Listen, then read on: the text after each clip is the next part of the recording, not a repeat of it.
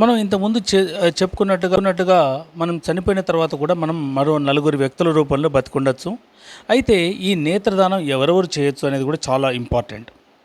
ఇది సెక్స్‌తో నిమిత్తం లేకుండా మేల్, ఫీమేల్ అందరూ కూడా డొనేట్ చేయొచ్చు. Diabetic patient, diabetes is a life style disease.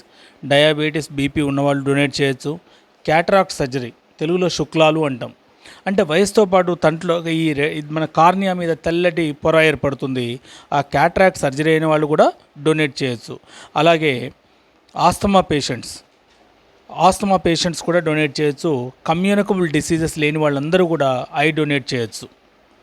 అంటే ఐ డొనేట్ చేయడానికి common diseases BP, sugar, asthma, cataract surgery, heart stroke ఇటువంటి వాళ్ళందరూ కూడా ఐ డొనేట్ చేయడానికి అర్హులే. మరి ఐ డొనేషన్ ఎవరు చేయకూడదు, ఎవరి దగ్గర నుంచి ఐ డొనేషన్ తీసుకోరు అంటే నెంబర్ 1 లుకేమియా అంటే బ్లడ్ క్యాన్సర్తో బాధపడుతున్న వ్యక్తుల నుంచి కానీ, అదేవిధంగా టెటనస్, కలరా, హెపటైటిస్ బీసీ అంటే పచ్చకామెర్లు, లేకపోతే sexually transmitted diseases like AIDS, gonorrhoea, syphilis లాంటి జబ్బులు ఉన్నవాళ్ళు ఈ ఐ డొనేషన్కి అనర్హులు.